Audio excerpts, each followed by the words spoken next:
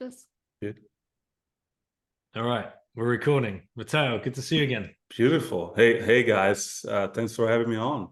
Fresh from Bedford. You looks like you picked up a nice tan over there. It's funny because I lived in London 7 years and I've never been so hot in the UK for 7 years, like I did in Bedford. I don't know. It Well, was really hot, yes. Bedford has that special orange glow. That must be. There's a lot of big corners there. I guess all the lazy eyes that must have raised the temperature of the sun. Yeah, absolutely. And what did you ever get to Bedford when you lived in London for 7 years, or was that just not on your radar?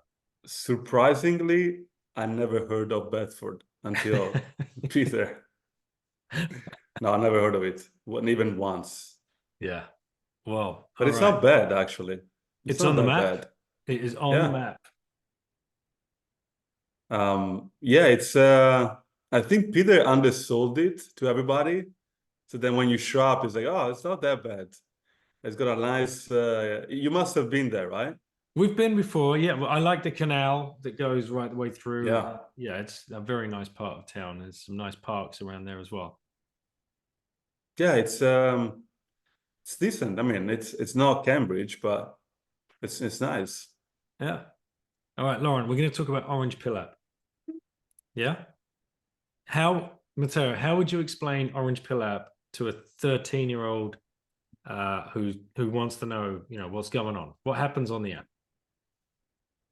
If you like to meet beginners in real life, that's what we do. Simple as that. Okay. Any further questions, Lauren, about the app? can you like kind of track, well, I not say track, but see people who's met before on the profile? Like for example, me and this other person met up. Can you see that? Or no? No, we can't. No, we don't do that kind of stuff. If you meet somebody through the app, then we don't know, we don't know. And even if we did know, we wouldn't want to know anyway, but we don't know. So it's like a tool to find people that are nearby. And then what you do with them, it's up to you, right?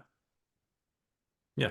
You go out for coffee, you go out for beer, you go watch a game of football, you start a Bitcoin meetup, you start educating the people around you, your Orange Pill or your merchants, and we adopt Bitcoin a lot quicker into our society.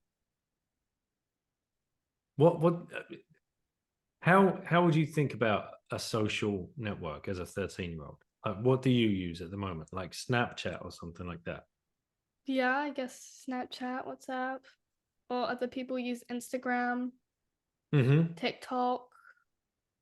Some people do use TikTok. Yeah. Not to meet each other though, right? So Orange Pill app's slightly different. They can talk. TikTok, they have like a messaging.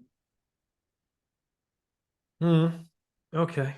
Well, our Orange Pill app is like I hate the term social networking platform. I don't. Yeah. It's Yeah, social networking. There is no feed, so there's not social media. It's when you have a feed, right? And if there is no feed, it's just people that you can talk to. Is a social network. So it's a social network that is geolocated, which is very different from Instagram or TikTok or. Well, first of all, they're social media because you have content every day, every second. And second, there is no location. You cannot tell if the person that you watch in the TikTok video it's next door or on a different continent. So that's what kind of special about Orange Club. And then the last piece is that the paywall, which makes a very special place and also a very unique place. Well, that's what I said to Lauren earlier. I said, "Why are you not on Orange Pill app?" And what was your answer? Well, my first answer was to pay, and then my dad said I was probably too young. And I was like, oh yeah, but Well, she can done. She's 13. Are you 13? Yeah. So you're gonna love this, Daniel, because when we first submitted the app to the App Store and Google Play Store, they ask you what kind of app you submit, and then we said we also a dating app, also dot dot dot dot dot dot dot dot dot. So they restricted the so no, if you must be 17 years old to download the app. Right. So you gotta lower your preference, Lauren. Lower your time preference, please. Oh dear. That's funny. That's funny. I don't think I was gonna get it anyway, so Well, no, because the other reason you wouldn't be on Orange Pill app is because you would have to pay for it. yeah. Yeah. And then she was like, what's wrong with that? Pay for it? So that should be your question to Matteo. Why? I didn't say what pay for it. Okay, fine. You put that part up. All right. You're making up a story now. Yeah. Why do we have to pay for it? I feel like I asked this question before. This is gonna be a long answer, but I'm trying to make it short.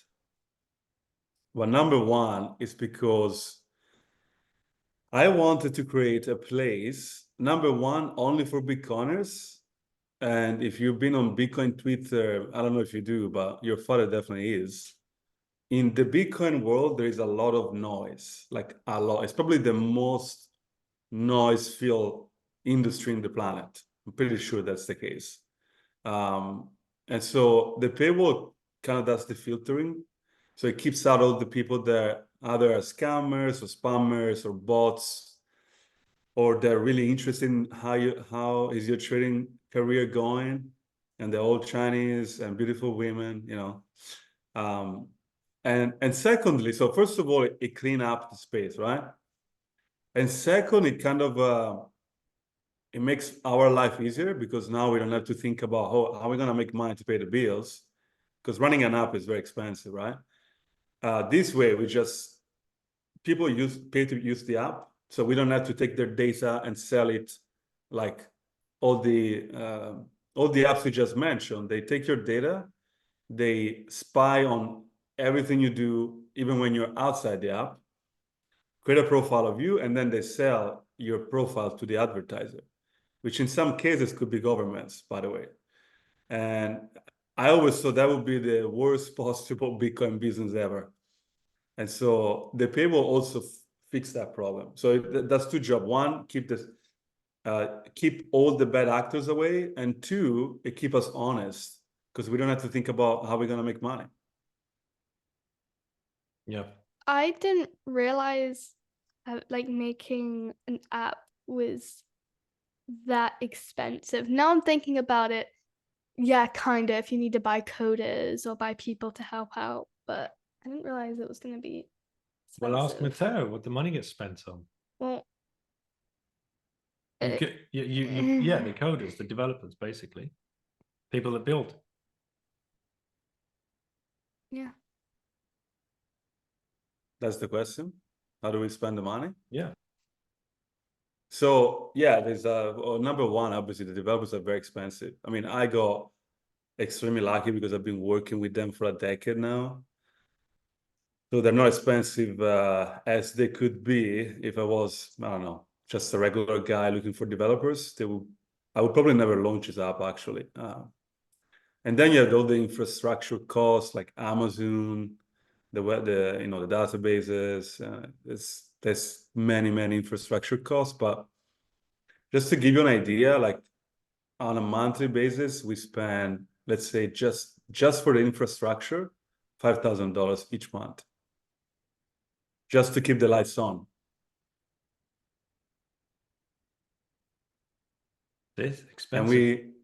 And wait, we only have 10,000 members. Mm-hmm. So imagine if you have 1 million users like Instagram or TikTok, Twitter. I mean, more than 1 million. They spend tens of millions of dollars each month in infrastructure. Okay, I did not know that. Okay, that's a lot of money. Yeah, don't start an app, kids. No, I'm good. Yeah. All right, cool. Any further questions? No, I don't think so. Okay. All right. Thank you. Bye-bye. Good to see you, Lauren. Nice to see you too.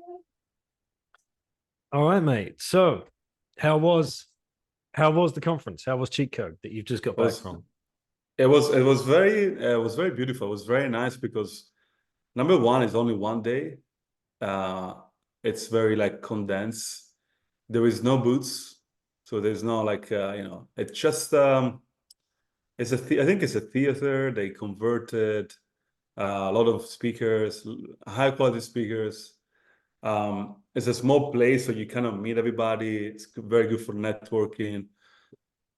Then we went to the game. They didn't win. That's a shame, man. I was like, they got a penalty. I don't know if you follow the game, but they had a penalty at the last minute and they missed it.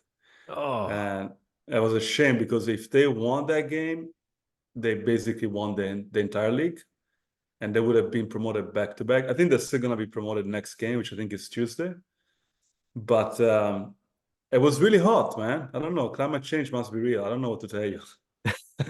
Going to Bedford turned me into a climate activist. That's the headline.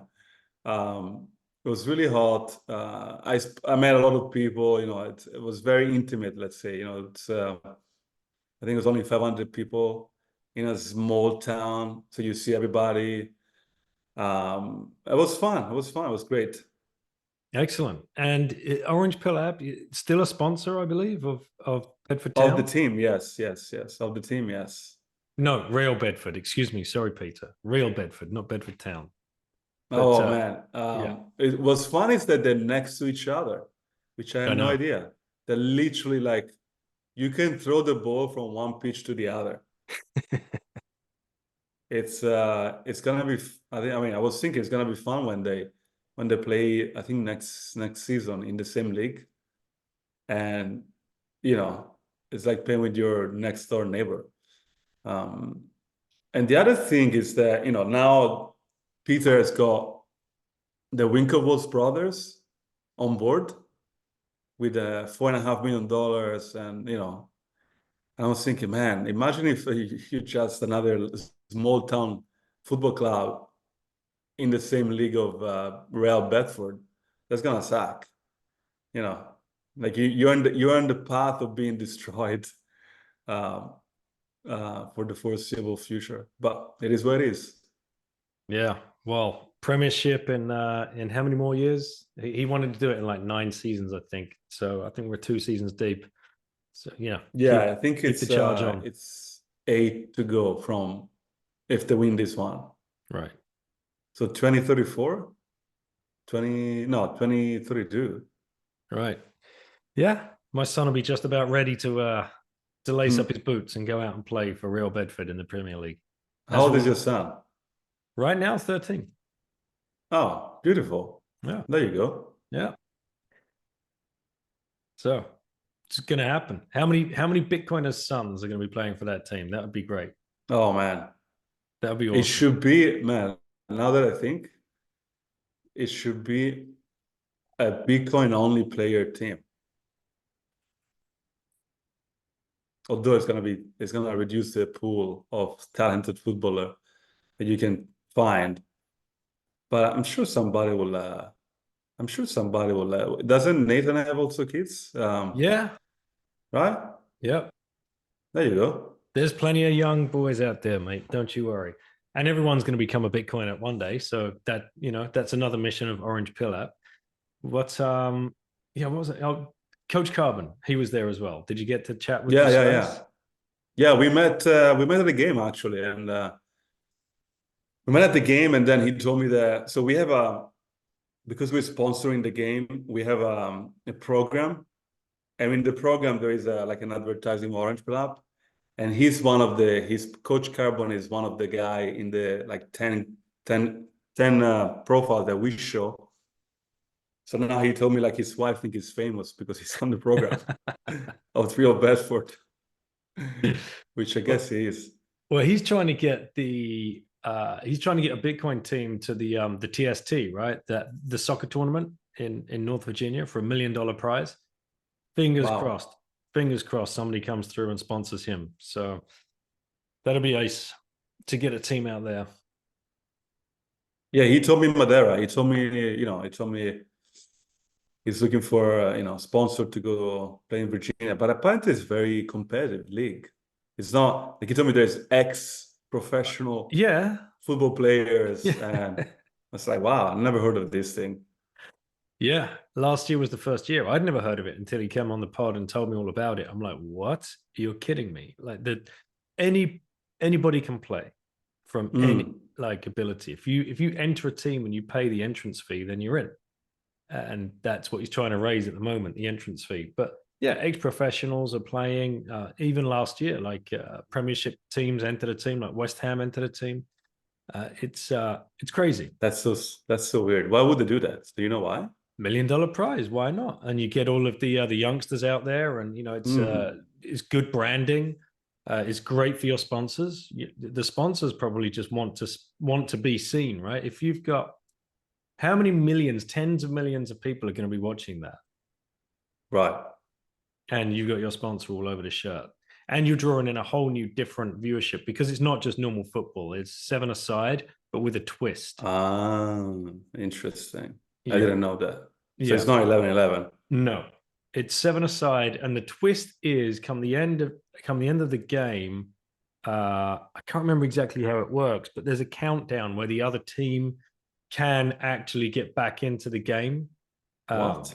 I know. I've got to check out the rules, but it's going to bring in a whole new world of football fans.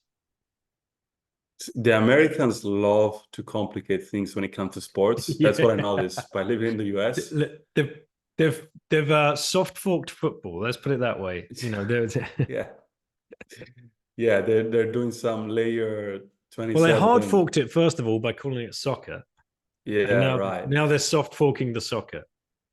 Yeah, right. Which by the way, it looks like the term soccer comes from England. Right. That's what I heard. Is that true? I think it actually is true.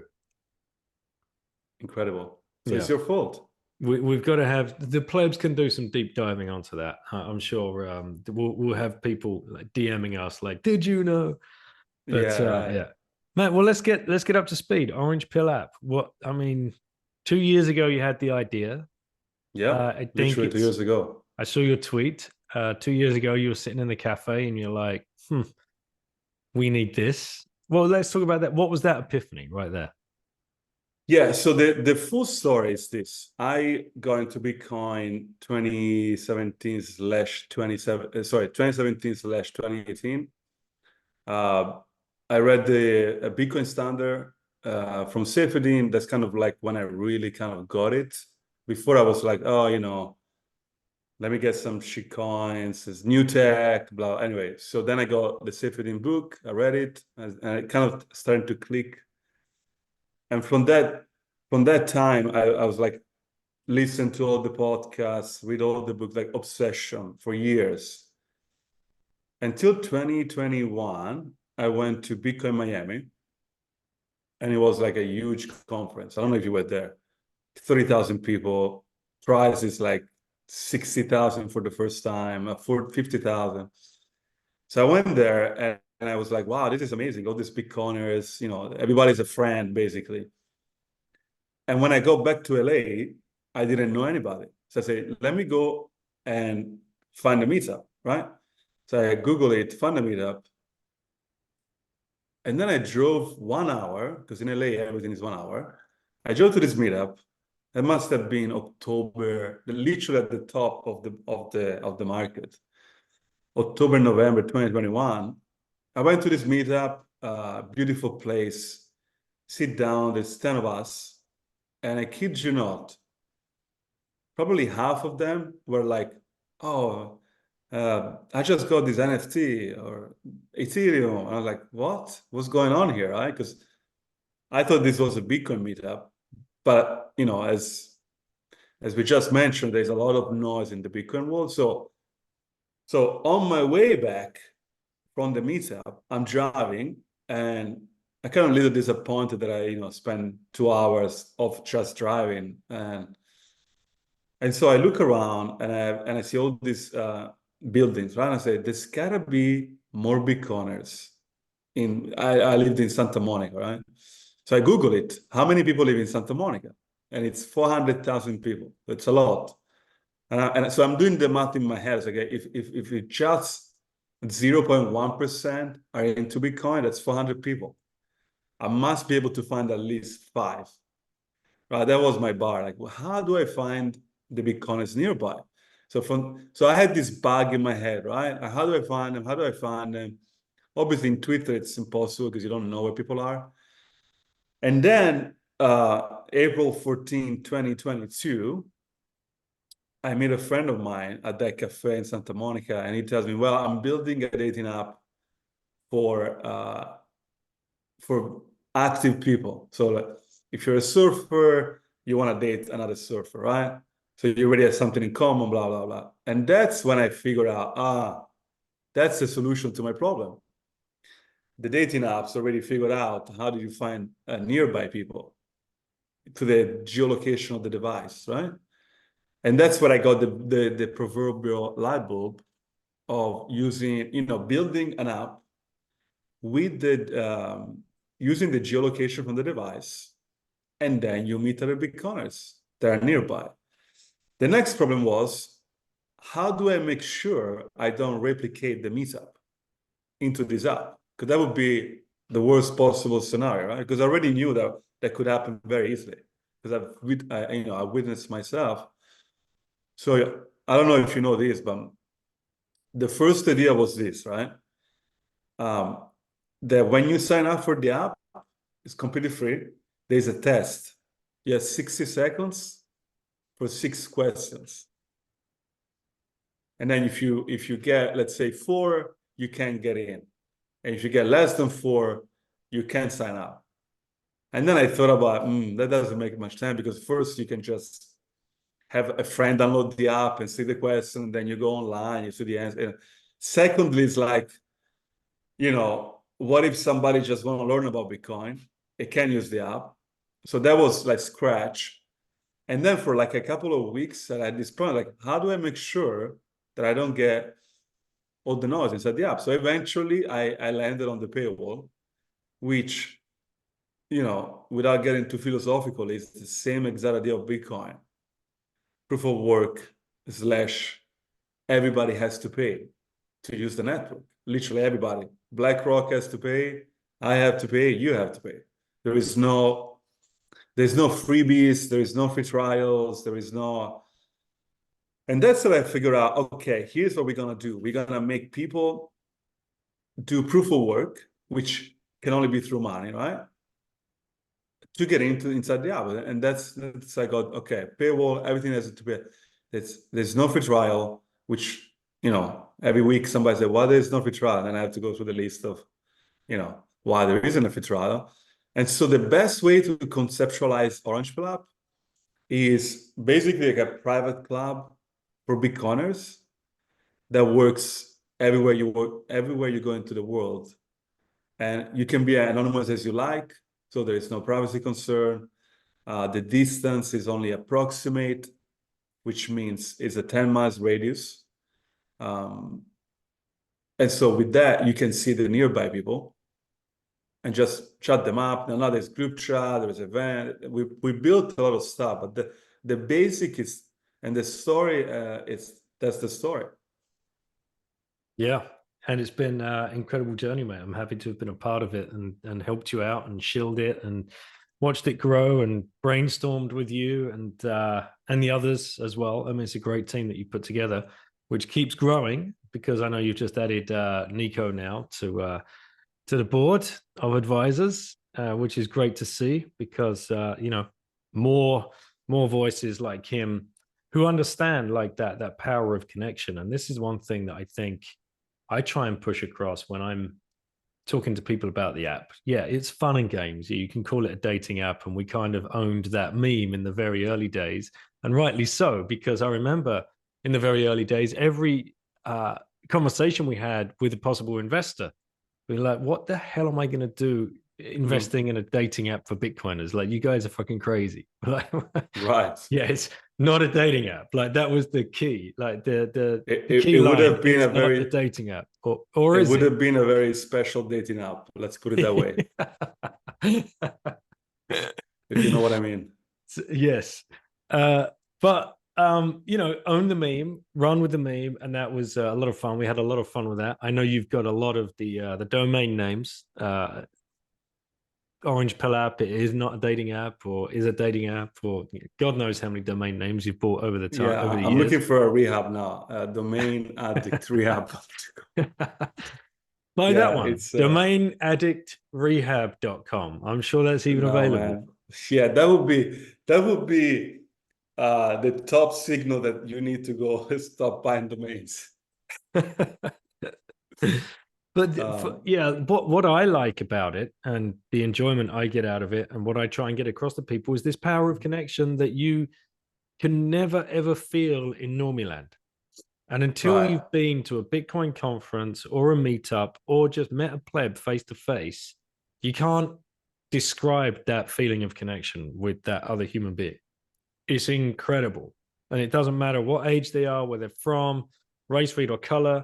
It's bam, just there straight away. That's why Lauren can go, or Samuel, or any of my kids can go to any of these conferences and sit down and have a 45-minute conversation with another adult who they've only just met, who might have heard them on the Right. podcast. But they're like, boom, like this is connection on a level that should be natural, but isn't anymore. Like as human beings, we walk around ignoring each other in Normiland. Like it's Yeah. nuts, you know? Right. Yeah. So Bitcoin is the great filter. I call it. It's the great filter when it comes to connections. If I know you're in Bitcoin, I know, let's say 50% of your ideas. I kind of already know that. There's a high chance you don't really like the government too much. There's a high chance you're not a fan of vaccines or lockdowns or taxes. And so you can skip all the formalities of figuring out, do I like this person? Do I not like this person? And just, go straight to talk of like things that matter, things that you find them enjoyable. And what's fun is that people tell me that they use the app to meet Bitcoiners, and then they don't talk about Bitcoin, like at all. They talk about other stuff. But with the filter of, I know this person is kind of aligned to me when it comes to, the big stuff, right? Because the world, it's a very diverse place. There's people with all kind of ideas. And some could be very, diverse from ours. And then it's like a struggle, right? To find anything in common with these people. They might be nice people, but there's not much there. But once you know that you have this kind of like a base level of understanding of the world, then you can talk about anything. It's not all about Bitcoin, although I found it very interesting. I mean, I could talk forever about Bitcoin. It's the most interesting idea that in my life I ever heard, for sure, by far. But yeah, it's a great, I call it the great filter. You're into Bitcoin or you're not into Bitcoin. And if you're not into Bitcoin, it also tells me a lot, because now it's like 15 years. There is plenty of books. There is plenty of video, YouTube, podcast. It's Bitcoin knowledge is accessible. It's not like 10 years ago, there's only Andreas. Now it's like everybody kind of know about Bitcoin. Everybody has an idea about Bitcoin, whether it's the right one or the wrong one or a superficial one. And if you heard about Bitcoin and you never dig into that, it kind of tells me a lot about you, as much as if you are into Bitcoin. 100%. And you know already now the kind of people that you want to be building up around your network, right? Right. You're a Bitcoin. But as you told me once, like in Madeira, your net worth is your network, which in Bitcoin is even more true than in fiat land. It's much, much more prevalent. as an idea then. And in fiat land, actually, it's, I was thinking about this stuff recently, like in fiat land, because the units of the currency are increased forever, it's kind of like a zero-sum game, because if you make more money than me, by default, I make less money than you, because we're all chasing like an ever-growing increase of currency. And then also another thought that I had recently, because I was trying to orange pill somebody, right? And I was explaining inflation. And I'm like, well, if you print more money, the money ends up in the economy, and more units chasing fewer goods, and they wouldn't get it. No, Russia and COVID. And then the craziest thing was like, well, if you have a business, inflation, you just pass it down to your customers, so it doesn't really matter. I'm like, what? It's not like customers have infinite amount of money. But in any case, then eventually I told this guy this, right? And so explain to me this, why things are more expensive in, let's say, Covent Garden, like center of London, than Bedford. Why is that? It's the same country, same taxes, same import tariff, right? There's a lot of same, I don't know if there is minimum wage labor, but I guess there is. The inputs in a country are kind of the same, right? However, the difference is that in Covent Garden, there is more supply of currency. There's more rich people. And those rich people, they compete with each other and with you for the same goods, for the restaurant and the theater tickets, right? Which is why prices goes up. Inflation is not just by state, it's also by geography. And even in the same town, you have inflation by neighborhood, because in some neighborhood, there's a higher concentration of currency than others. And so prices are higher. And then eventually kind of like, because it was like, Russia and COVID, and then when I explained, look, this was the same even before COVID. If you go to any major city, the center is more expensive because there is more supply of money in those areas. So anyway, so in the fiat world, it's so orange pill app. Everybody has to pay, and we have membership in fiat and membership in Bitcoin. And what happened is, as Bitcoin price go up, we have to reduce the price of the membership, because obviously, And what's interesting is that even though we reduce the price, we make more money. In fiat world, you have to increase prices because of inflation, and you make less money. I think this is something Jeff Booth would be more eloquent about. What I'm trying to describe is that the two systems, I see them in Orange Club, because we have fiat membership and Bitcoin membership. I see the relationship is literally inverted between one and the other. In Bitcoin, we keep lowering price, but we get more money, more fiat. In fiat world, we keep we don't really raise too much, but sometimes we raise them. But our cost goes up as well in fiat, right? And so the margin getting compressed. In the fiat world, because we get Bitcoin, and Bitcoin goes up in price, and the cost of our costs are in fiat, then our margin expand with time, which is kind of what MicroStrategy is doing, by the way. We're doing a very, very small scale, but if you put your business on a Bitcoin standard, it's way easier than on a fiat standard. That's what I realized, running Orange Pill for 2 years. If only we could get more merchants understanding that, then we can protect our favorite bars, restaurants, and cafes on the high streets, right? Because look, my brother runs an incredible cafe. He's going to end up selling the business because yes, he accepts Bitcoin and onto the balance sheet, but there's just not enough people that do that. So at the end of the day, you're running 1,000 miles an hour just to stand still on a hamster wheel. And then all of a sudden the taxes catch up with you, because the way it works in the UK, I think you get a tax break on SME, small, medium-sized enterprise business, for a year or two, but then that kicks in.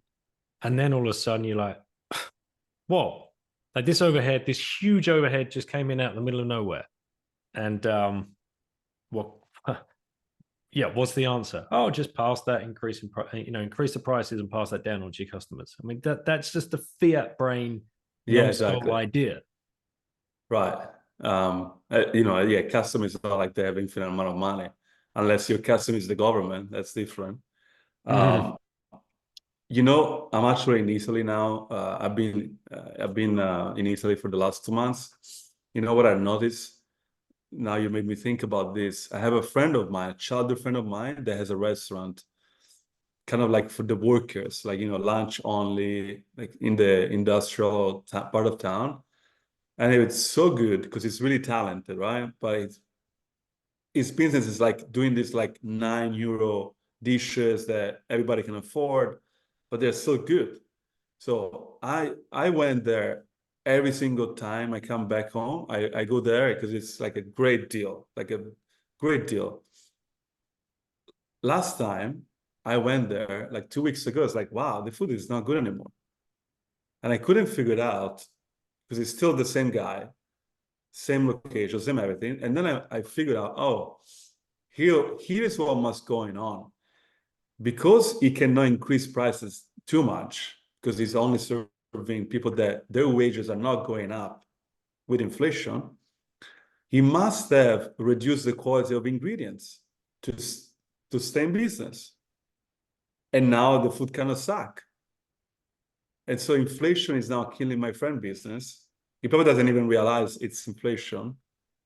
And this must happen all over the world, with a lot of these small businesses that, they don't have a choice of increasing prices. The customer base is always the same. The wages are not going up.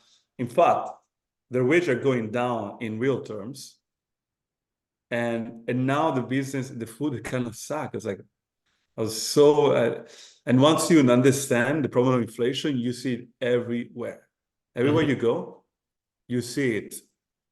And it's kind of like it's kind of like you have these glasses where you can see, like a superhero glasses where you can see through the walls. Now you see inflation everywhere, and it's very it's very sad that people that work their ass off, they're eventually going to end up being out of business because of the governments. Then you have to pay taxes, of course, right? It's not like you don't pay taxes on top of that. Oh man, it's so bad. And yes, I feel I feel sorry for your friend here. I feel sorry for my brother, because these people, they've built great businesses. They've put a lot of hard work into it, blood, sweat, and tears. They've built up a real core community of people as well, and they've served their community, and they're just getting screwed for it every single day, and they can't figure it out, and they can't put their finger on the button of like what's happening. So if your friend had moved on to a Bitcoin standard a year to 18 months ago, he would be buying even better food ingredients than he had before, and he could still keep the prices the exact same. Like that. This is how Bitcoin. So the world we live in right now is an inverted clown world, and Bitcoin is just righting the ship. That's all that's happening. People think it's mind blowing. It's like, no, we're just getting back to like how it should be. We're righting the ship. Yeah, the cheat code. You see, it's somebody at the cheat code conference. Somebody said this, which was very eye-opening. Bitcoin is not the cheat code. Fiat is the inverted cheat code, where you have to play the video game in super hard mode. You don't even know you're playing hard mode. Bitcoin is just everybody play the game at the same level. There's no more, continuing a Fed and get in debt at 0% and then buy out everything. Bitcoin is not the cheat code, is the elimination of the cheat code being the money printer. That's it. But because we are born in this system, right? I call it the fish and the water problem. I don't know if you ever heard of this story. The what? The Venetian fish. water? No, the fish and the water. Yes, go on. Yeah, explain. Yep. So there is two fishes that they meet in the morning. And one fish asks the other, hey, good morning. How's the water today? And the other fish goes, water? What is water? Yep. Right? So that's the situation of 99% of the world. They're born in a system. And this is not just for money, by the way. It could be for a lot of other things, not just money. But when it comes to money, we're born in the system where inflation is the natural state. In fact, inflation is good for the economy, don't you know? Because otherwise, you have deflation, and then if you have deflation, you have depression, and then people go, it's kind of crazy. Like it's the biggest gaslight ever, because they want to convince you that if you have deflation, then companies go out of business because they have to sell for less. What they don't realize is also their input will go down just as much. But somehow they only see one side of the equation. And they thought, well, if you have deflation, and also because they think about deflation in a fiat context. And the only way to get deflation in a fiat context, I mean, I guess there's two ways. One, if you have like a boom of productivity, like you found, I don't know, a mine of iron, which is available to mine like without a machine, I don't know. Or because you have depression because the economy is going bad, and so they have to reduce prices to stay in business. That's the only way people understand deflation in a fiat context. And so they think deflation is bad because it's a completely upside down world, literally completely upside down world. And it doesn't really take a genius to figure it out that it shouldn't be like that. Problem is, the price should go down. The problem is all the geniuses have PhDs in Keynesian economics, which tells you deflation is bad and inflation is good. I mean, I explain to my kids, like, ever since I was born, everything I've ever wanted has gone up in price. But you guys, going forward, everything you ever want is going to go down in price. Right. Who's going to have the better life? Yeah, that's right. I was going back to that friend. I was telling, why on earth should an apple cost more now than 3 years ago? Tell me why. The demand for Apple hasn't gone up. There is no technology involved in the Apple being more, I don't know, HD screen. It's the same Apple. In fact, technology. You see, this is another thing that kind of frustrates me when people say, well, they look at the price of houses, right? They say, well, before 1971, you could buy a house, let's say, with one salary. Now you can't even buy with two salaries, right? And so they calculate inflation that way. What they miss is that the cost of producing houses has gone down in the meantime, which means inflation is even higher. Do you see what I'm saying? Like if a house is $1 million and in 20 years ago was $500,000, let's say, then inflation is not 100%. Inflation is 100% just in the fiat term, but then you have to factor in that in the last 20 years, the cost of production and the technology has improved, who knows by how much. So the inflation is not 100%, it's probably 1,000%. See, this is another scam they play on you. When even when they say the CPI, or even when they say, yes, prices have gone up at 30% in the last 10 years, they don't factor in that technology should have been compressing these prices. Do you see what I'm saying? Mm-hmm. So the real inflation is never 30%. Even if you count food and energy, because because apparently you shouldn't count for an energy if you want to calculate inflation. Even if you account for everything, it is still not the full picture of inflation, because you should have account from the reduction that comes from productivity increases, which is really hard to calculate, right? But it's there for sure. So inflation is way more than whatever number you pick, any number that you can find. Inflation, the real inflation is much, much more. Does it make sense? Does to me, mate, and I'm hoping it does to many people that have already tuned in before. But for the new people that are here, it's probably blowing their minds. Yeah, it's again, it's the fish in the water. They don't. It's like what? What is water? What is inflation? Yeah, it's normal. It's and people should go and read, if they've not already, go and read Jeff Booth's book, The Price of Tomorrow, because that is the best place to start, trying to think about all of this. Or go and meet a Bitcoiner on Orange Pill app and have this discussion in a pub, and,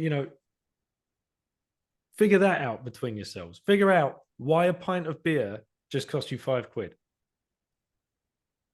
Did I tell you about this guy? Oh, go ahead. Sorry. Whereas on 3rd of January, 2009, Times, Chancellor on brink of second bailout for banks. If you look at the bottom part of that page, it says a pint of beer, 99p. Right. That was in 2009. Weatherspoon, right? Was it the advertising for Weatherspoon? I think it was Weatherspoon. I can't remember. But there were certain pubs that you could get a pint of beer for 99 pence. Think about that. You could go out and have 4 pints and come home with over £1 in change for a night out. You probably won't come home, but But now you can't buy one pint for less than £5. Yeah, it's insane. It's insane. Did I tell you there was a guy? Excuse me. Speaking of learning about Bitcoin through the Orange Pill app. No, go on. There's a guy that, because when I build this app, my mind is like, oh, this is the app for the Bitcoin Maxi. You've read all the books, you listen to all the podcasts, and now you just want to meet more Bitcoin. You want to build your network, right? I couldn't be more wrong. I guess there's a huge chunk of people that use the app for that, but there is also a chunk of people that have figured out this cheat code. This is a real cheat code. They figured out that Orange Pill is full of Bitcoin Maxi, of course, and Bitcoin Maxi, they love to teach normies about Bitcoin. So they sign up for Orange Pill app, they don't have Bitcoin, and then they go and ask questions to other people in the app. Oh, tell me about Bitcoin mine. Instead of listening to like 100 hours of sale like we did, they shortcut. And there's this guy that I was talking like 2 months ago, and I asked, like I tried to talk to everybody, right? Like kind of being the host of this private club. And there was this guy like, well, yes, I don't have any Bitcoin. And I was like, what are you doing here? Oh, I keep hearing, so here's what he tells me, right? He says, I keep hearing about Bitcoin, which I think is a scam, but I don't know anybody in real life to go ask that question. So I downloaded your app to find people nearby to ask that question. And I'm like, man, you're definitely going to become a Bitcoin here. You found the right place. So yeah, what's crazy is that this guy didn't even own any Bitcoin, and he was using Orange Pill app kind of like as a educational tool. That's through amazing. The connections. Right. It is amazing. And I'm with you. Like already he has the right mindset to just fall straight headfirst down the rabbit hole and never look back. Because if you come with that humility and integrity, there's no way in the world you're not going to get it. It's the people that turn up, like it's the people that read like the first article they've ever read about Bitcoin and then make a Twitter account and say, oh, hey, I'm here to fix Bitcoin. You're like, what? Yeah. Okay. Yeah. Have you thought about divisibility? You can divide Bitcoin, so doesn't mean it's scarce. Exactly. Those kind of people. They're the ones. Yeah, he's a Bitcoiner. Yeah, They will get it, I think, at some point. At some point, I think, I don't think everybody will get it. So when people say everybody's going to be a Bitcoiner, I think people that are alive today, I think the majority will never get it because of the number one, as Mark Twain said, it's easier to fool somebody than convince somebody's been fooled. Mm-hmm. And the older you get, the more true that becomes. Mm-hmm. So everybody that's like, for example, my uncle, which will never listen to this podcast, so I can shit talk about my uncle here. He teaches economics in a high school, and I told him about Bitcoin, forever. He got a Coinbase account. He started trading shit coins. I'm like, what are you doing? And but he would not. So somebody like him, which is a very intelligent man, is not gonna get it. It doesn't matter how hard I try. It doesn't matter how much time I spend. There's a population of people that just never gonna get it because either their biases, their preconception, and also I think some people, they like the government. I mean, no, I think it's obviously true. They like Big Daddy. Come and save me. Tell me what to do. Tell me how much tax I should pay. Tell me how many vaccines I should take. Tell me how fast I should try. There's a good percentage of population that they just don't think too much about, they just want to have a simple life and follow the rules. Those people, I don't think they're going to get Bitcoin, even if inflation is 100%, which, we've seen around the world, inflation 100%, like in Lebanon or Argentina or you name it. I mean, they're not all Bitcoiners in there, right? Mm-hmm. So I think what's going to happen is the new generations are going to have a much easier time because they're going to start learning about Bitcoin from their friends on the playground. They're not going to start life with fiat and inflation and deficit and the government being so central. I think the new generation, so I think this is a generational mission. It's not 5 years from now. It's not 5 years from now, probably not even 10 years from now. It's going to be a long journey. I don't know what you think, but that's my take now that I spent 2 years on the ground with Bitcoiners, like every day. Like I give you an example, right? So we give out free sats every Saturday. We give out 21 sats. I hope you get them. You get them? I've got some, yeah. Yeah, okay. So every Saturday we give out 21 sats to everybody that has an LN URL into their profile. Guess what's the percentage of people with the LN URL in their profile? Now you make me want to check.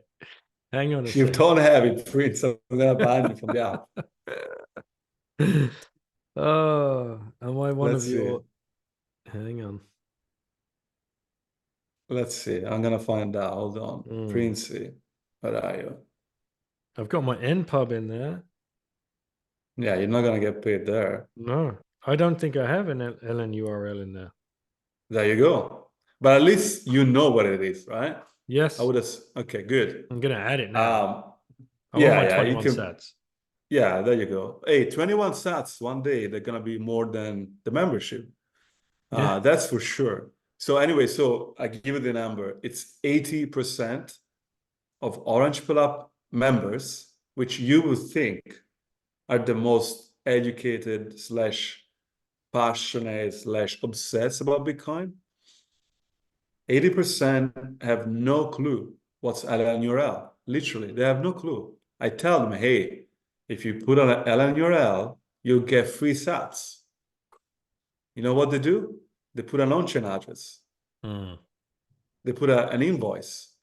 And then I tell, well, download was Satoshi or Speed, whatever. So now what we're going to do, actually, this is a little spoiler alert.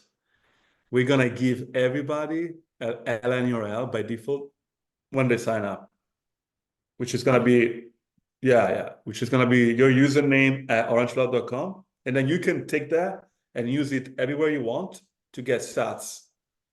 So we're kind of giving you a wallet without really giving you a wallet. It's very complicated in the back, in the back end. Because I honestly, one day I was like, because we're growing members every day, and majority they have no clue. And I'm like, I'm never gonna be able to tell everybody how to get an LN URL. It's impossible. Yeah.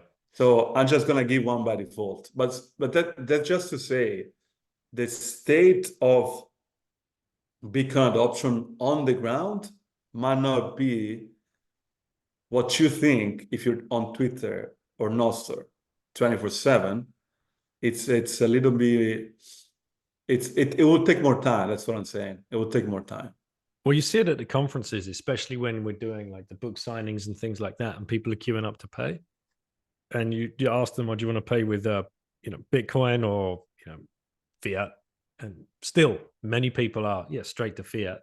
Some people are like, yeah, I can pay with Bitcoin, but then they'll pull out an on-chain wallet. You're like, no, we'll just pay on the Lightning Network. And they're like, no, yeah, I've never done that. You're like, well, okay, don't worry about it. We can this how you do it, blah, blah, blah. There's a conversation every time. Yeah. Of course, we are well behind on getting the messages out. And this is why apps like Orange Pill app are so important, and all the other businesses that are being built, and all the other podcasts and books and articles. There's never going to be enough.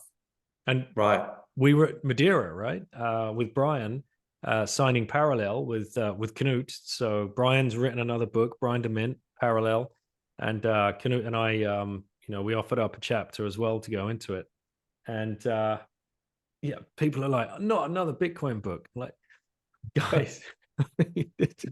You have no clue. We need more. I can tell you. Go in any library, go in any bookshop and ask. Go and ask the person, do you have any Bitcoin books?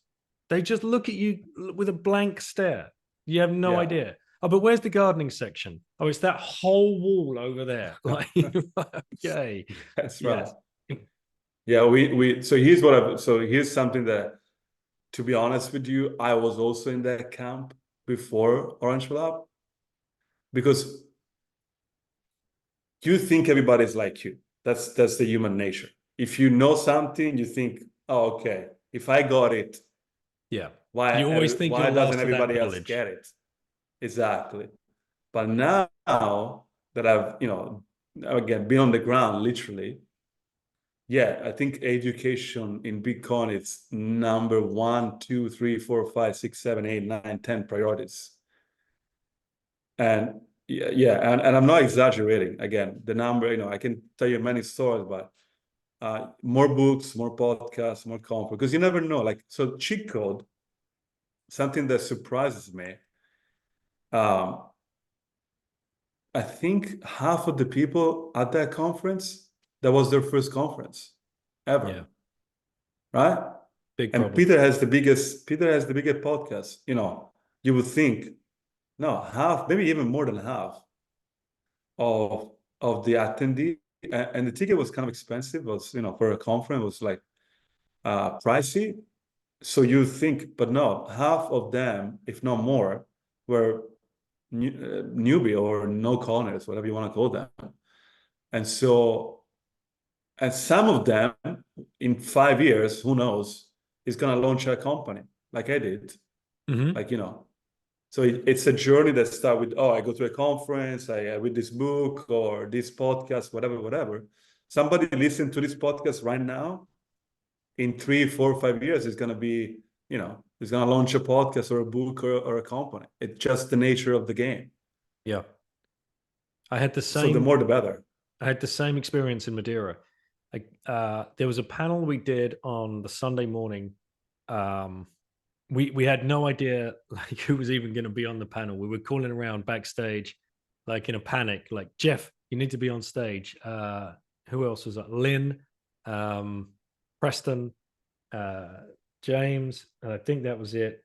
And we're like, 2 minutes to go on. What the hell are we going to talk about? What's this panel? Like, what's the title of this panel? And I'm like, I don't know. Like Valis was supposed to be hosting it. He's not here. I'm like, okay, listen, I'll host it. We'll go out and we'll just start pinging questions into the crowd. We're like, Anna, can you just go and stand with the mic and I'll Nice. tell people to go up there and we'll just ping questions at like give the audience the opportunity to speak directly with Jeff, Lynn, Preston. Like, let's go. Let's do it that way. So we did it that way. The Nice. first guy that asked the question, he come and found me later that afternoon. And he come up and he said, "Oh, that was a really great panel. Thank you for letting us ask the questions. That was really interesting." And I noticed him. He'd been sitting there taking all of these notes, and I could see him in the audience. I said, "Yeah, so you're taking loads of notes. And thank you for being the first to ask a question. How long have you been in Bitcoin?" He's like, 3 days. I'm like, "What?" Wow. He's like, "Yeah, since Friday." I'm like, do you have any It's a good idea? start. Do you have any idea who you were just asking questions to? He's like, no. I'm like, man, your rabbit hole story is going to be epic. I tell you. Yeah. He doesn't even know who these people are. He has, No. He's like, okay, let me ask you. Yeah, that's every day there is new, because we're just such a low base, right? Like maybe 1% of the world, I think it's less. I think actually I have a good sense of how many Bitcoin maxi there are in the world. What do you think is the number? Let's Few see. is the number. Yeah, And but few is the do you have mean. any idea what's the range? Oh, what for maxis? For like just Yeah, like full people, you on and like me, and people that go to I'm here conferences. for monetary maximalism and like nothing else Yeah, counts and none of this spam and inscriptions and all that bullshit. I'm just here for money. I'm here to fix the money. So right. few, mate. Really. You could go to a conference and say there's 5,000 people at a conference. There's probably less than 200 in the same room together. Yeah. Well, globally, I think Bitcoin Maxi, there's probably like at best 1 million, at best. And it's 8 billion people. So it's like 0.001%. We're so early. But that means every day, like the percentage increase is really high. Because if you get 10,000 people in Bitcoin this year, let's say, or 20,000 people in Bitcoin this year because of your podcast, or the books, or even Twitter or Nostr. I guess Nostr is only Bitcoin, so it doesn't count. The percentage increase is so high, and then it kind of like I orange pill people, especially when I had more time. My hobby was orange pilling people. I orange pill, I orange pill a lot of people because I kind of like I find it, it's very fascinating to see people change their mind in real time. And it's so easy. It's kind of easy to orange pill people because the problem that Bitcoin solves is so big and so evident, whether people get it or not. Like inflation, everybody knows what it is. Everybody felt inflation one way or the other. And when you go, it's not like I'm trying to orange pill you about who killed JFK, right? Or, I don't know, the earth is flat. It's kind of hard to orange pill you on the earth is flat.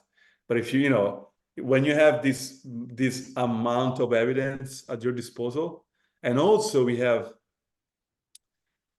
if you're a maxi, you've read so many books, so many podcasts, that you have all these arguments in the back of your mind. You just like fire them. Oh, I already heard this 100 times. And so so there's gonna be more Bitcoiners every day, literally every day, bear market or bull market. There's more Bitcoiners, which they need education, number one, because they're not gonna get it from mainstream media, or they're not gonna get it from the government, schools. I mean, I study economics. I never heard once of Austrian economics. I study economics in Italy, which it's not like I study economics in, I don't know, the Maldives, right? Never heard of Austrian economics once, ever. So, and I study economics. And people that haven't studied economics, how they gonna hear about Austrian economics? So that's what we do, right? That's what you do, not me, but that's what you guys do with the podcast. It's kind of like like deprogramming people from all the nonsense that they know, that they've been kind of implanted in their brains. How would we end up talking about this stuff? I can't even remember. We're talking about cheat code. I've no idea. But you know, this is where conversations take us all over the place. That's the beauty of Bitcoin. But let's pull it back to the app, because one fun thing that did happen, and yeah, we can't say anything about like the person, but there is going to be there has been an engagement. It has happened.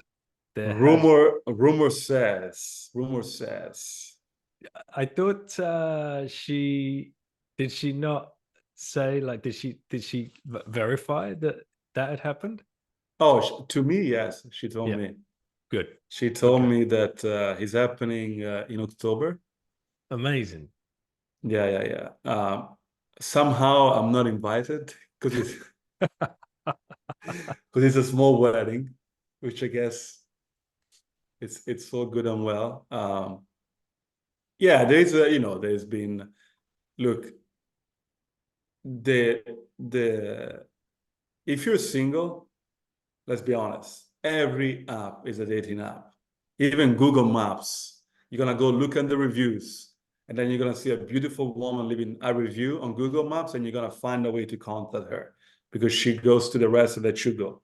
You know what I'm saying? If you're single, every app is a dating app. And now, if you're a single woman and you're into Bitcoin, then obviously, you're gonna find a lot of men on our app. You're gonna find only men. So, although it's funny because do you have the numbers? Sorry? Do you have the numbers on gender split? I don't have the because I don't really, people don't tell me I'm a woman. There's not like a check. You right, of but course. there is let's see, there is a woman group chat in the app that as of now has, let's see, here we go, 160 out of 10,000. Amazing. It's 1%. It's 99%. It's 99%. Well, I guess 98% men. But so here's something that I would say. Not that we should let people think that this is a dating app, but something crazy. So the Tinder, which is the most successful app ever. Do you want to guess what's the ratio?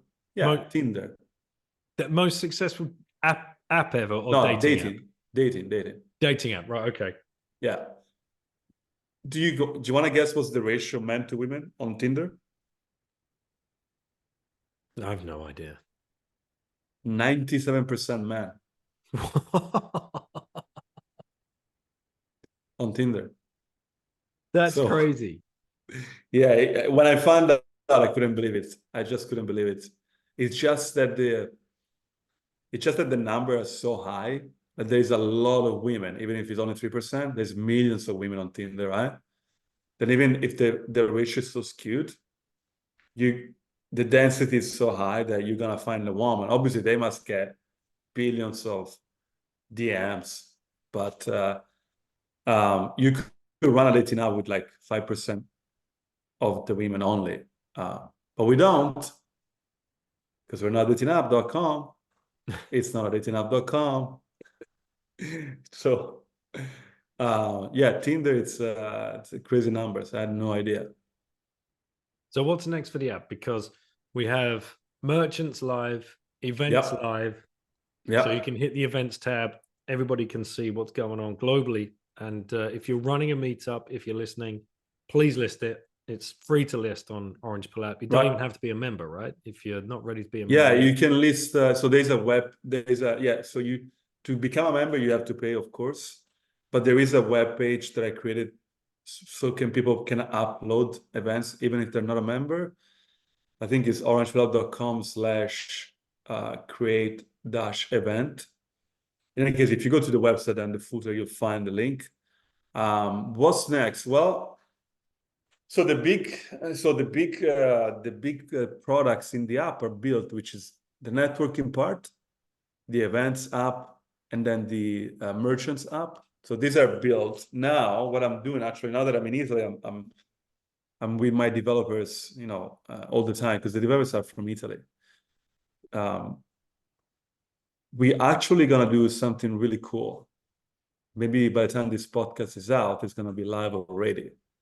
We're building a feature we call it internally teleportation. So how does that work? When you open the app, we just see where your phone is, right? And then we show you nearby user, no matter where the phone is. We use the device approximate geolocation to show you nearby. However, if you want to see, let's say you're going to New York next week and you want to see who's in New York, you can't do it. And so that's what we're building. We're building a feature. You can change the location of the device.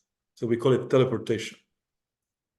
You can just type Paris, London, you name it, Bedford, and see who's nearby by default. So that's going to make the networking, especially when you travel, way, way much easier. Mm-hmm. And then we're building an ambassador program.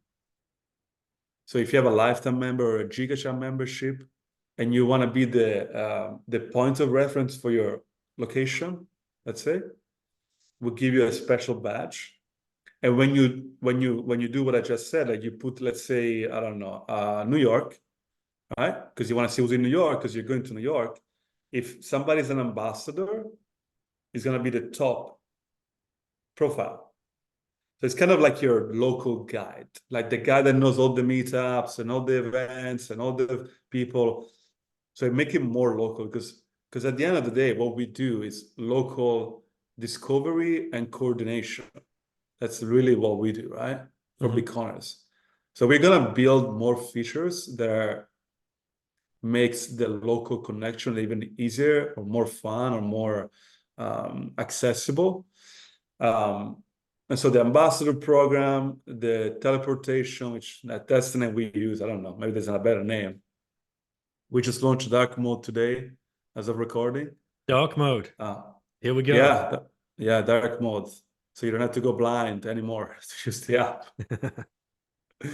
What else? Oh, group chat. The group chats. Yeah. Now we're gonna find. So there's a group chat in the app that you can find group chat for a lot of topics. There's a women group chat. There's a France group chat. There's a UK group chat. There's so many group chat, but you can't find them. You have to be invited, which if you don't even know they exist, how are you gonna get invited? So now we're gonna put an extra tab, and only the public group chat, so the women group chat will not be there, because we've done it once and we had to remove it because men would join that group chat. And so there's gonna be a tab with the public group chat, and you can just join them. And most group chat are based by geography, right? So there's one for Italy, there's one for Germany, one for Canada, one for the UK. There is one for evangelical Christians. Cheshire has a lot of users. There's a lot of Bitcoiners that are religious. So public group chat is coming. And then... And you have the desktop version. Sorry, the web app, yeah, the web app. The desktop I love because it's so much easier to use in the chats. Right. So the desktop is two things. There's a web app that you can access from any browser. And also if you have a Mac and you're at post 2020 Mac, you can download the app on your computer, like it's a standalone app. And then it's just you have the same app on your phone, but on your computer. Very convenient. But the web app is because you can type faster on the web app. The problem is the web app needs to be built every single feature from scratch. Yeah. Again, it's a lot of work, which is why, going back to your daughter question, why it's so expensive, because it takes a long time to do all this stuff. But one day, see what I can't wait, Daniel. But one day I'm gonna just go to some AI and I just say, hey, build this feature. And 5 minutes later, it will be built. I don't have to pay developers anymore, but it's gonna take a while. But that's my dream. Honestly, that is my dream.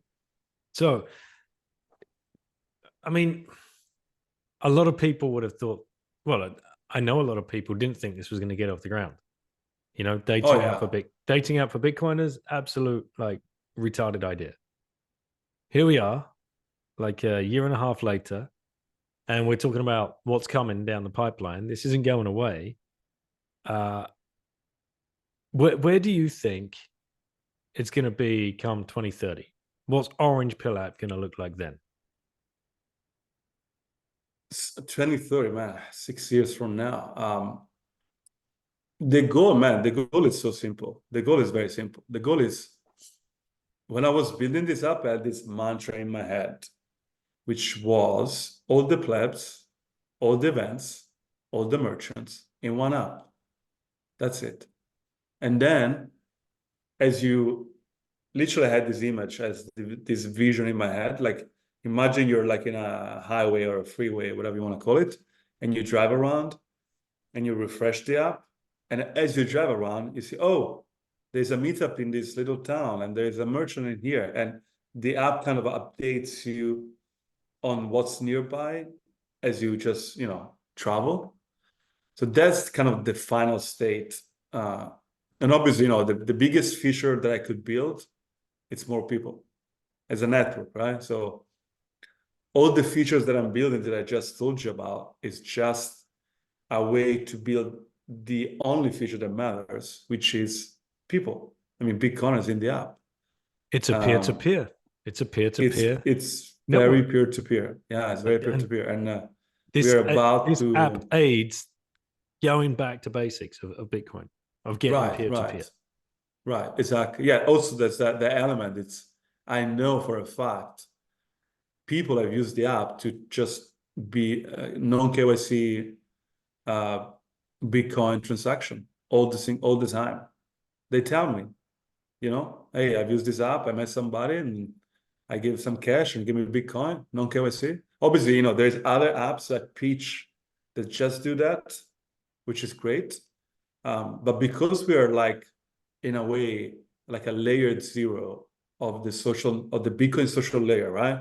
We are the layered zero. Like we give you the pipelines for the social connection. And then on top of that, you can do events, you can do meetup. Again, you can get a husband. You can't get a wife, but you can get a husband. You can get a football team. The stories, man. I mean, I know you know this story, but the NBA guy that used to invite everybody to the games. People was like, they would tell me because they thought they were about to get scammed. Right. Oh, there's an NBA guy that wants me to go to the games for free tickets, courtside tickets, which like thousands of dollars for free. And it's all true, it was all true. And it's and people would just pay $3 a month, and next thing they know, they're on an NBA game for free. And then after the game, they would be on court with the guy, which, by the way, he won a championship with LeBron. It's not just, it's not just a random, it's top 100 NBA player in the last decade, I guess. The unlock, that's what excites me. That's what really excites me, because when you put Bitcoiners together, magic is going to happen, right? I don't have to build that feature of the NBA game, of the NBA tickets. I don't want to build that feature. I want to build the tool that allows as many Bitcoiners as possible to find each other and then build amazing stories, amazing companies, amazing friendship, amazing events, amazing teams, whatever it is that they want to build. We're just the tools that allows you to find Bitcoiners in real life, which, by the way, we all, in Bitcoin world, we all gloat and boast that Bitcoin is censorship resistant, right? Which is probably the most critical feature of Bitcoin, I guess 21 million. But when it comes to like relationship, the only censorship resistant relationship you can have is when you are in the same place with somebody. Because if you're online, Zoom could shut us down any second, right? If you have to send a transfer with the bank account, you know, it's gonna the censorship resistant relationship are offline. Like if you watch any spy movie, they always meet somewhere. They never say, yeah, give me a call and we plan the bombing of I don't know, whatever. There's always the offline, in person, like eye to eye. Also, you get a better feeling. Like, you know, you can never replace. Humans want to be in contact with each other. And especially I think Bitcoin, because we're just a small minority of the world, which is so hard to find Bitcoiners because, you know, 99% are not in Bitcoin and they think you're crazy. And so for me, that's what it's beautiful about Orange Blood, that we create every single day tens of hundreds of connections that, you know, they're going to last forever. And they're going to build like a beacon world, you know, I hope in a faster way than without the Orange Blood. 100%, mate. For sure. All right. I always ask new business owners. I mean, we know the business model. It's a paywall, and that's the way that you sustain the business. So that's pretty evident that there's nothing behind the scenes other than that. But always, you know, like investment. Do you still look for investment, or are you just happy where you are at the moment? How are you thinking about that for the next 2 to 4 years? So, yeah, we're actually fundraising right now as we speak. So what happened is this. I don't know if I should disclose it, but whatever. What happened is this. I got, so I raised a small pre-seed round last year, February, March 2023.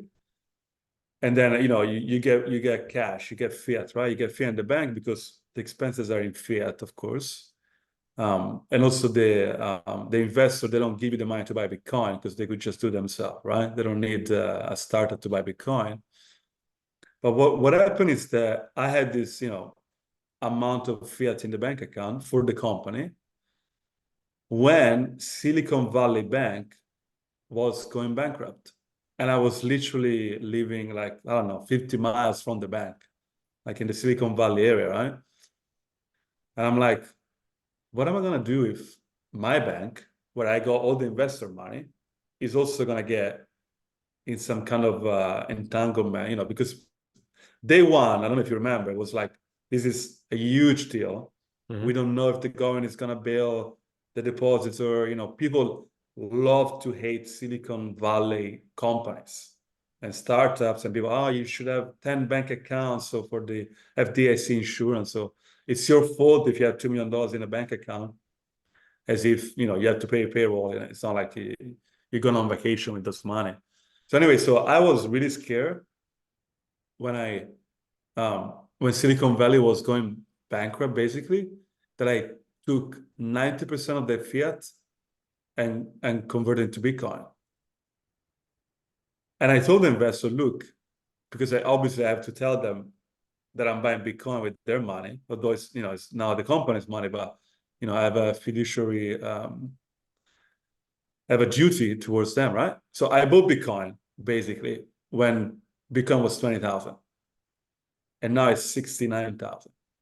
And I guess, you know, without going into many details, I have most of that Bitcoin still in Bitcoin because the company is profitable. You know, we have a positive cash flow. You know, we don't make a lot of money, but, you know, we don't have to. We don't have to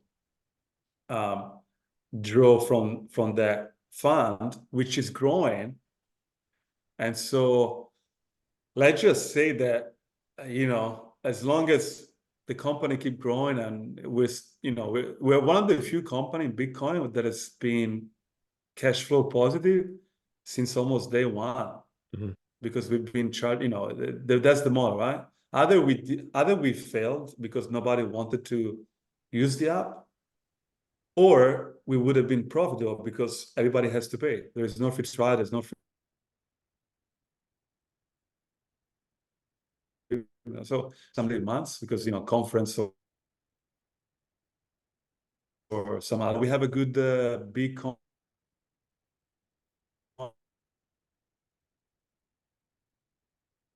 but we're fundraising. Yeah, we're fundraising. So if any investor is listening and wanna take a bet on the Bitcoin social layer, which, as far as I know, they can only do it through Orange Pleb, because Nostr, you cannot invest in Nostr.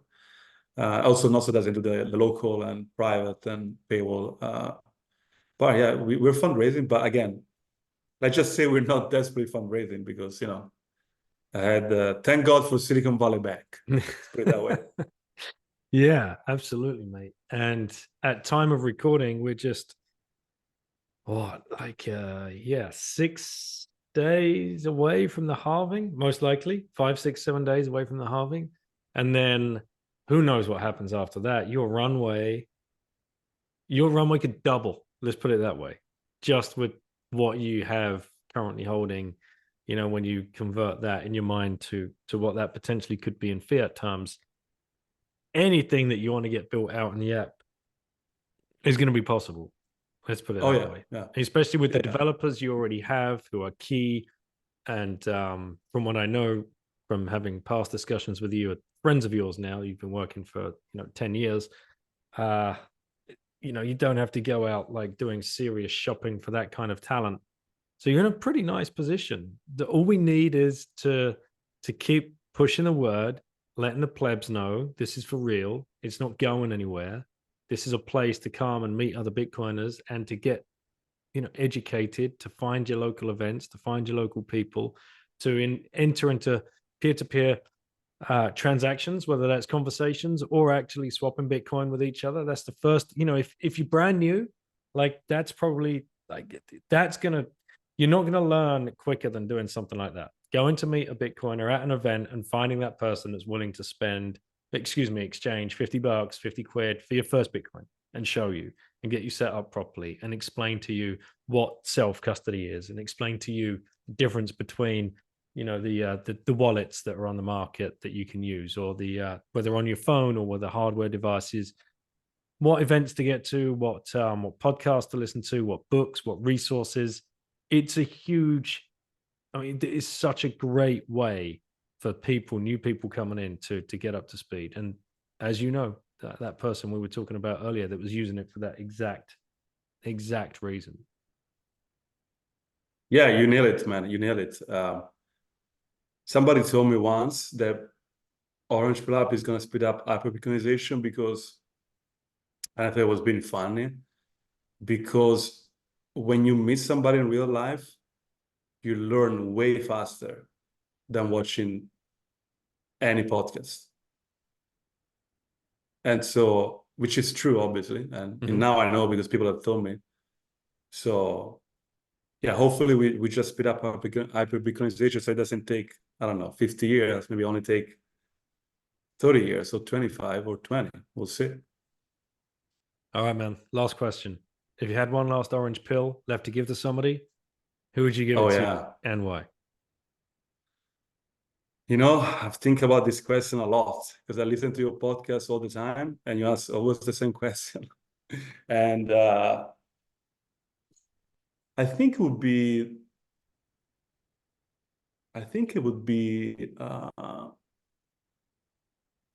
the most influential person in the world, which probably Elon Musk at this point, And I think it also not only is kind of the most influential, one of the most influential, he also like so close to get it, but he's not getting it, which is very frustrating because he should get it.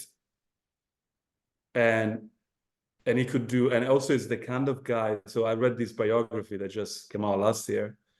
He's the kind of guy that once he gets something, it's not giving up. It's like he's all in. He's all in on all of this. So I think Elon Musk would be my choice, I think. Yeah, that's my choice. Like it. Well, you never know, mate. He might end up setting up a little profile on Orange Pill app. Yeah, imagine Although that. he's got his other little pet social media app that he's looking after. I don't think That's right. I don't think he's going to be transitioning his profile Yeah. anytime soon. No, yeah, that's right. Although, you know, maybe it becomes a little sub umbrella of X. Click here to be redirected to Orange Pill app. Imagine that, man. I don't know. That would be pretty cool, right? Let's say I'm not gonna hold my breath on that feature. That would redefine Bitcoin Twitter, wouldn't it? That would yeah, that'd be crazy. Although Bitcoin Twitter, man, like what a resource. I got to introduce Jack Dorsey on stage and in Madeira, and you know, got to thank him in person as he walked out. I'm like, you know, without Twitter, I don't know. Yeah. You know, for me, and God knows how many other people in the stadium right now, we wouldn't be where we are today without that freaking platform, man, where we found each other in the beginning and we were learning from each other, and just what an incredible resource it has been. Yeah, I don't want to be, you know, my new nickname. What is my new nickname? No. Is the Peter Schiff of Nostr.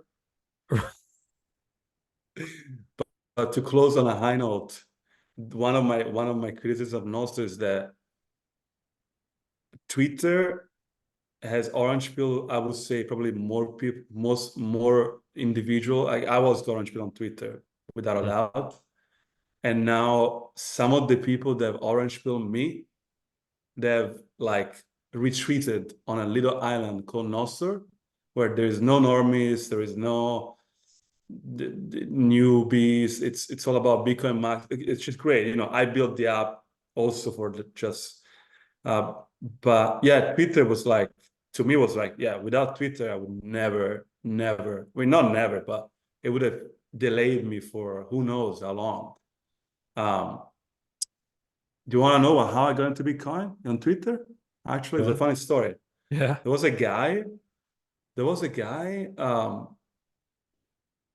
a crazy guy that was in every single conspiracy theory you can think of. He was in it. And he would keep saying, I don't know why I followed that guy, but I did. And every day he would say, buy Bitcoin, buy Bitcoin, buy Bitcoin. Bitcoin was like, this is 2016, right? And then one day I said, you know what? I'm just going to buy some in case this guy is right. And I did buy, like, I don't know, I buy Bitcoin and Ethereum actually. Then I forgot the password of Coinbase, like complete like afterthought. And then the next time I open it, because of Naval, I don't know if you remember, the blockchains are going to change everything from Naval Ravikant in 2017. Like a thread, like Naval is like a huge tech guy, philosopher guy, whatever, which I respected because of my tech background. Yeah, I loved him too. And I thought, and I thought it was, and at that point I thought Bitcoin was a scam. And then I saw that tweet from Naval. I'm like, why is this guy promoting a scam, right? That didn't compute in my head because I know this guy, you know, not personal, but I know the fame. And then I went back to our Coinbase, reset the password, blah, blah, blah. And that $10 of Bitcoin and like $20 of Bitcoin and Ethereum were like $200 in like 6 months. That was like the 2016, 2010 bull run. And I thought, oh, this is definitely a scam because nothing goes up this much. But the point being is that I found out about Bitcoin on Twitter. And then also I found out about Safety on Twitter, which then I read the book. So long story short, yeah, without Twitter,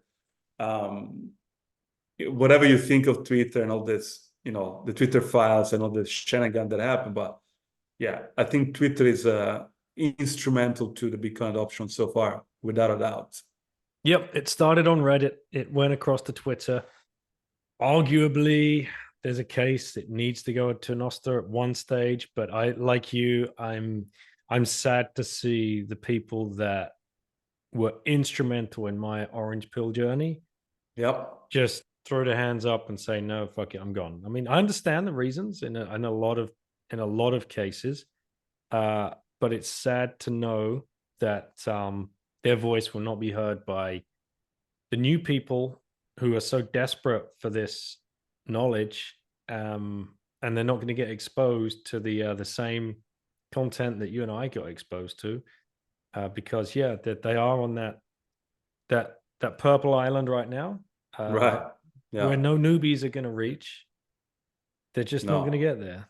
Yeah. It's that maybe they've got like more freedom-minded folk. Maybe there's a whole bunch of people over there, and they're easier to orange pill, and maybe that's the adoption that's going on there. I don't know.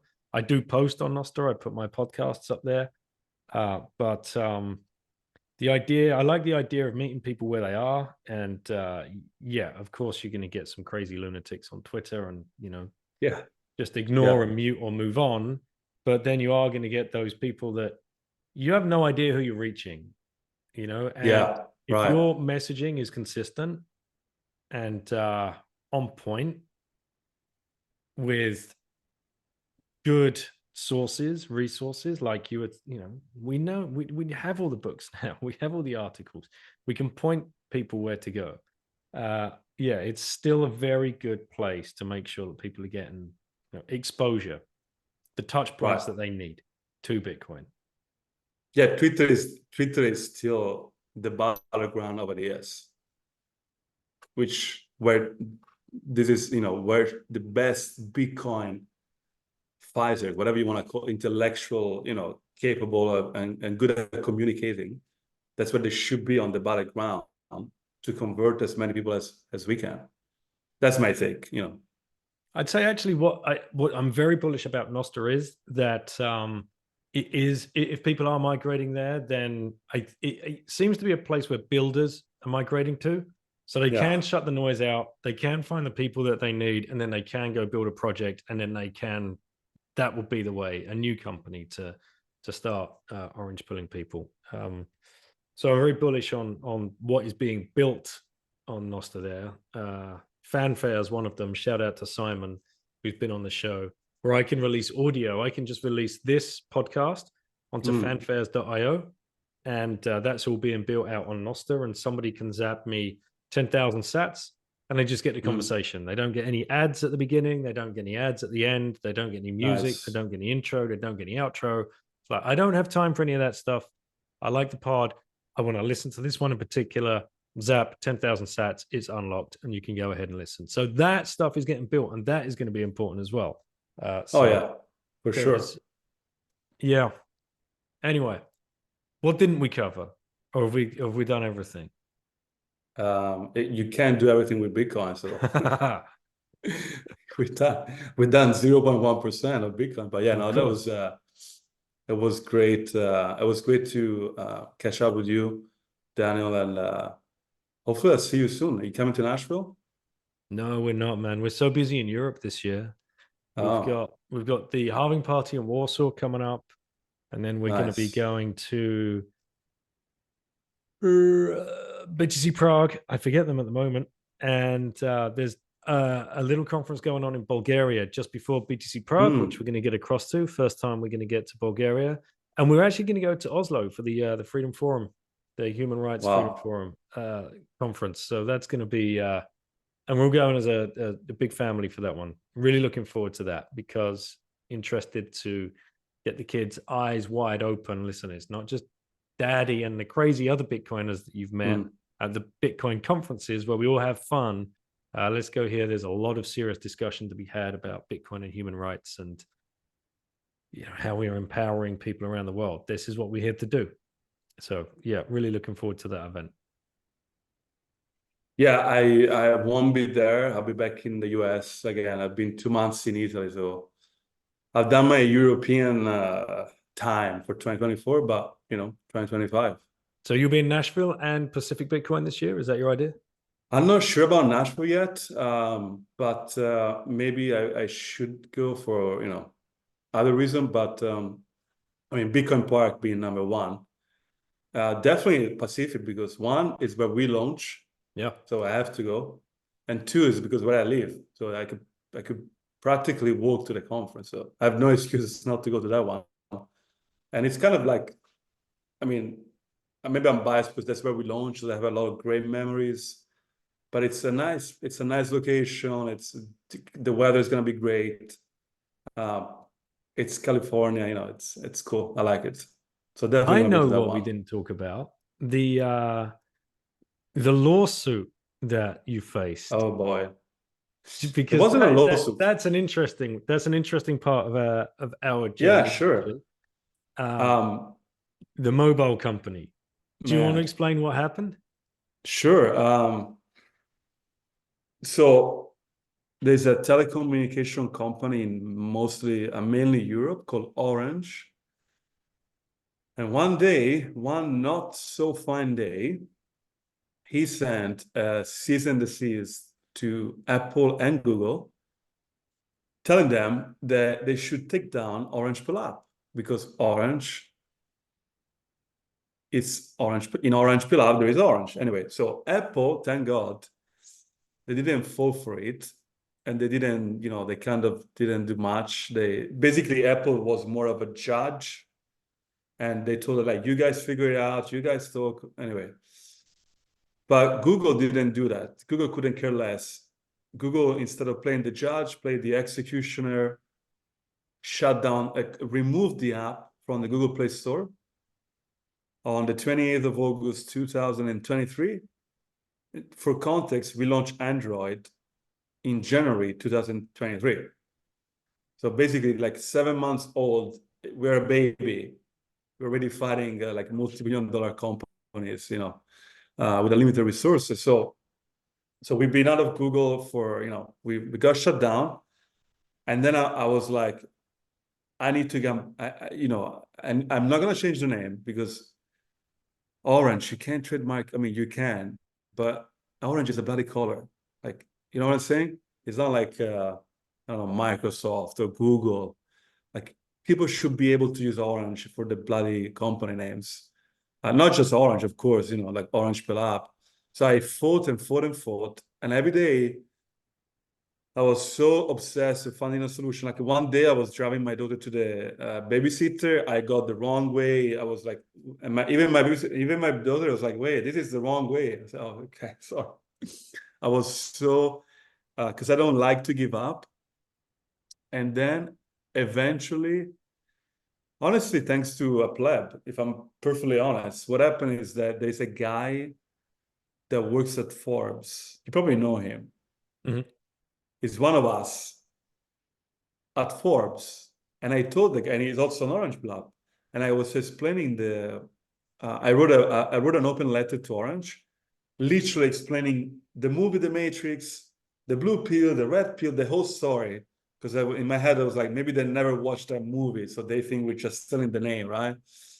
I wrote this open letter. I published the open letter on social media, and then it went viral. And then the guy at Forbes sent me a DM and said, look, I'm going to write a story about this. Because it's kind of like Goliath versus David, right? Mm-hmm. The big guys with unlimited money, with this 7-month-old startup. And so I took that opportunity and I immediately emailed Orange.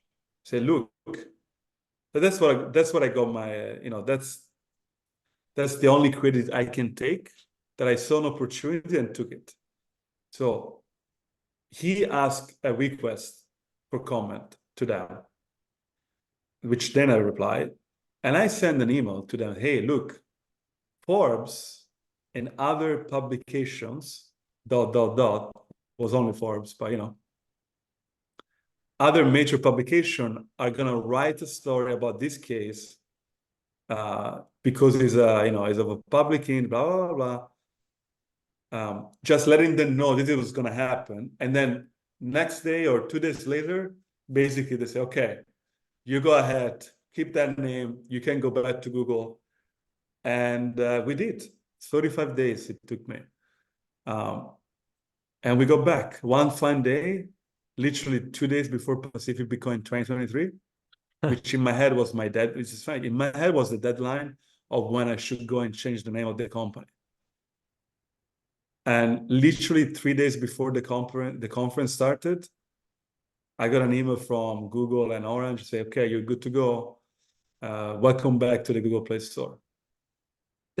So was it directly from Orange, or was it from like some kind of patent troll sitting between, or you never figured it out? Or so it wasn't directly from Orange, because Orange is such a huge company. Like people probably never heard of this company because they're in the US and never heard of this company. It's like a AT&T. And they have this agency that they just do like IP protection, and they work for these big clients, and all they do is go around and finding people to, squash, or, like they have to justify the fees, basically, right? And so I don't know if because I got so stubborn that I would never give up, that at some point I went on LinkedIn, I added every single Orange executive on LinkedIn, and I was talking to them, I was chatting with them.